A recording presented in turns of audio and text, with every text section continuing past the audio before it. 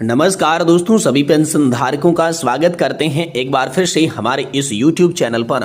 दोस्तों, इस वक्त की पेंशन धारकों के लिए बहुत ही महत्वपूर्ण और इम्पोर्टेंट खबरें निकलकर सामने आ रही है, जिसमें दोस्तों आप सभी के लिए पहली बड़ी और इम्पोर्टेंट खबर की बात करें तो यहाँ पर आप सभी के लिए बड़ी खबर निकल कर आ रही है। कर्मचारी भविष्य निधि संगठन करने जा रहा है वेतन सीमा 21,000 रुपए। कर्मचारी होंगे 1 करोड़ रुपए के फंड से रिटायर्ड, जिससे बढ़ेगी उनकी पेंशन। जहाँ दोस्तों EPFO ने यहाँ पर बड़ा ऐलान किया है, जिसके तहत लगातार चली आ रही वेतन सीमा में बढ़ोतरी की मांग को लेकर कर्मचारी भविष्य निधि संगठन जो है वो स्वीकृति दे सकता है। 15,000 रुपए की सैलरी लिमिट खत्म होने के बाद लगातार पेंशन भोगियों द्वारा मांग की जा रही थी, तो इसी को लेकर EPFO अब 21,000 रुपए की वेतन सीमा करने जा रहा है।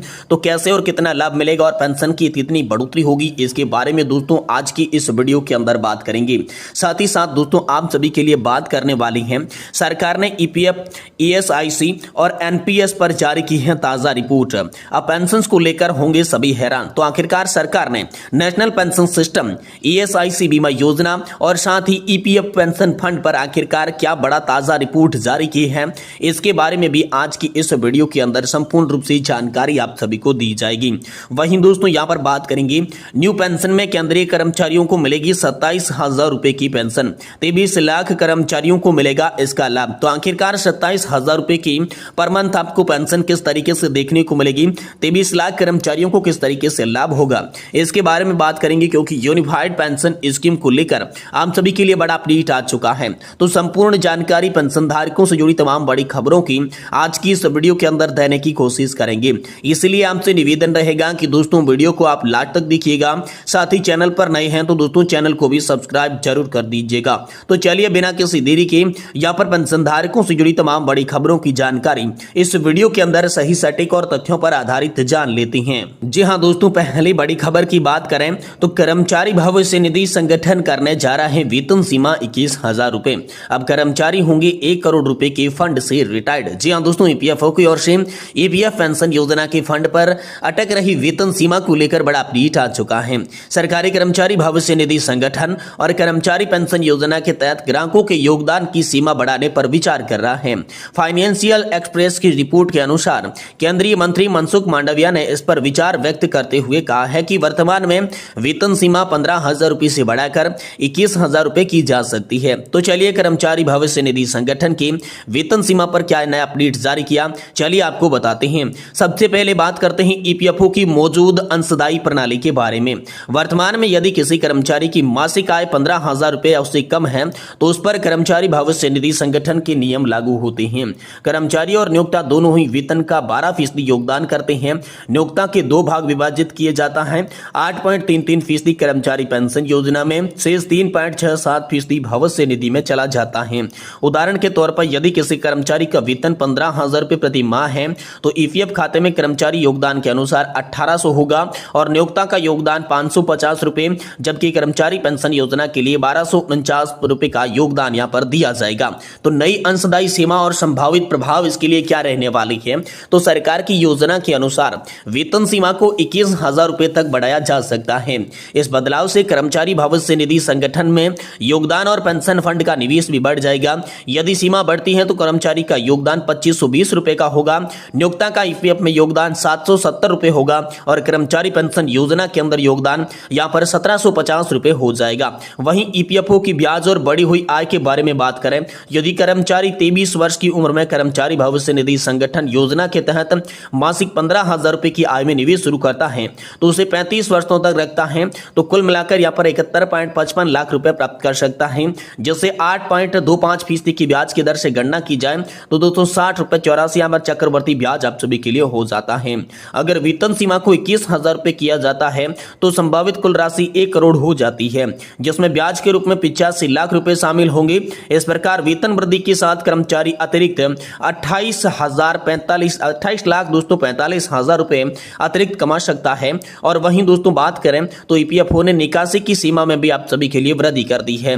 निकासी की सीमा बढ़ाकर 1 लाख रुपए कर दी गई है, जो कि पहले 50,000 रुपए की थी। यह सीमा विशेष रूप से पारिवारिक आपात स्थिति के दौरान सहूलियत प्रदान करने में बढ़ाई गई है, जिससे कर्मचारी बिना किसी रुकावट की अपने वित्तीय जरूरतों को पूरा कर सकता है और 1 लाख रुपए तक के PF से विड्रॉल बिना किसी लंबी कार्रवाई के कर सकता है। ये बड़ी खबर आप सभी के लिए हाल फिलहाल में निकल कर सामने आ चुकी है। वहीं दोस्तों सरकार ने ईपीएफ और ईएसआईसी के साथ साथ दोस्तों एनपीएस पर जारी की है ताजा रिपोर्ट। अब पेंशन को लेकर सभी होंगे वाले हैं हैरान।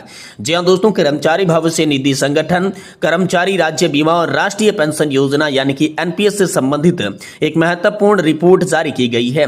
इस रिपोर्ट में सरकार ने कर्मचारी भविष्य निधि संगठन सदस्यों और पेंशन धारकों की जानकारी को प्रकाशित किया है। यह रिपोर्ट की जानकारी हर वर्ष कितने लोग इसमें सब्सक्राइब कर रहे हैं, कितने लोग जुड़ रहे हैं, या पर उनकी पूर्ण जानकारी प्रदान की गई है। आप सभी को यह जानकारी बता दें कि सांख्यिकी और कार्यक्रम क्रियान्वयन मंत्रालय ने सितंबर 2017 के बाद औपचारिक क्षेत्र में रोजगार से संबंधित आंकड़े जारी करने शुरू कर दिए हैं। इन आंकड़ों में कर्मचारी भविष्य निधि, कर्मचारी राज्य बीमा और राष्ट्रीय पेंशन योजना के अंतर्गत सदस्यता लेने वाले सदस्यों की जानकारी मिलती है। पिछले कई वर्षों के अंतर्गत कर्मचारी भविष्य निधि संगठन, कर्मचारी राज्य बीमा और राष्ट्रीय पेंशन योजना में बहुत सारे लोग जुड़े हैं। इन तीनों एजेंसियों से प्राप्त आंकड़े हम यहाँ पर आप सभी को बताने वाले हैं। अप्रैल 2018 से यह मंत्रालय सितंबर 2000 यहाँ पर जो है 17 के आगे समय से कवर करते हुए औपचारिक क्षेत्र में रोजगार संबंधी आंकड़े जारी करता है। इनमें 3 योजनाएं कर्मचारी यहाँ पर भविष्य निधि, कर्मचारी राज्य बीमा और राष्ट्रीय पेंशन योजना के सदस्य शामिल हैं। आप सभी ये भी जान लीजिए कि सब्सक्राइबर की संख्या कई स्रोतों से प्राप्त की जाती है। इनमें जानकारी ओवरलैप भी हो सकती है। इस जानकारी के बताए गए आज आंकड़े जोड़े जाएं तो सितंबर 2017 से अप्रैल 2024 तक की अवधि में विस्तृत जानकारी जो है संगठनों की वेबसाइट पर अलग अलग रूप से प्रकाशित की गई है। ऐसे में नए सदस्य जिन्होंने हाल ही में ईपीएफ की सदस्यता लेनी शुरू की है, वह सदस्य जिन्होंने अपनी सदस्यता बंद कर दी है, तो उन्हें दोस्तों इसका योगदान फर्ज शुरू कर दिया जा चुका है। मौजूद कर्मचारियों के अंशदान का जो भुगतान है इस अवधि के दौरान नई पंजीकृत कर्मचारियों के अंशदान का भुगतान है वो दोस्तों धारा 2.2 के तहत यहाँ पर आंकड़ों की लिंक के आधार पर दिए गए हैं। वहीं दोस्तों आप सभी के लिए अगली और अंतिम बड़ी खबर की बात करें तो न्यू पेंशन स्कीम में केंद्रीय कर्मचारियों को मिलेंगी 27,000 रुपए की पेंशन, 23 लाख कर्मचारियों को मिलेगा इसका लाभ। जी हां दोस्तों, आप सभी के लिए यूनिफाइड पेंशन स्कीम को लेकर बड़ी खबर निकलकर सामने आ चुकी है।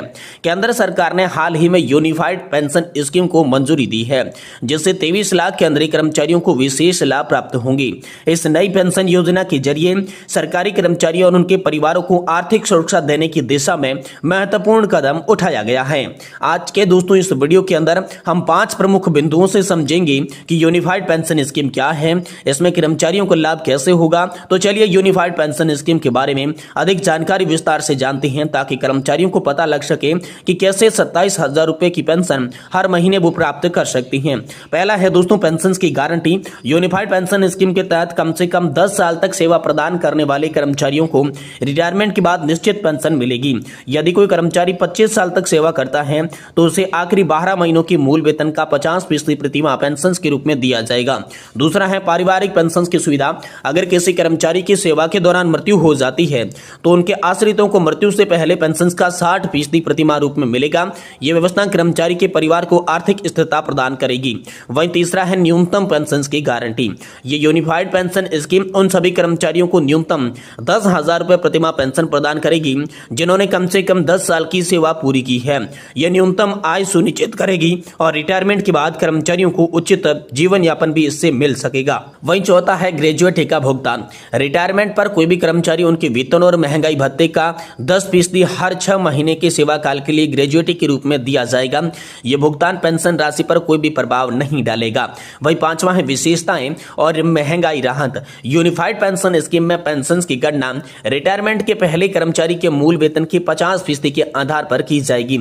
इसमें महंगाई राहत भी शामिल होगी, जिससे पेंशन की राशि में वार्षिक वृद्धि सुनिश्चित होगी। ये यूनिफाइड पेंशन स्कीम केंद्रीय कर्मचारियों और आर्थिक सुरक्षा प्रदान के लिए एक महत्वपूर्ण कदम है। इनमें उनके जीवन को स्वर्णिम वर्षों में वित्तीय स्थिरता सुनिश्चित प्रदान करने के लिए ही ये योजना केंद्र सरकार ने लाई है। तो इसे 23 लाख केंद्रीय कर्मचारियों को फायदा होने वाला है। यूनिफाइड पेंशन स्कीम से उन्हें 27,000 रुपए की प्रतिमाह पेंशन जो है देखने को मिलेगी।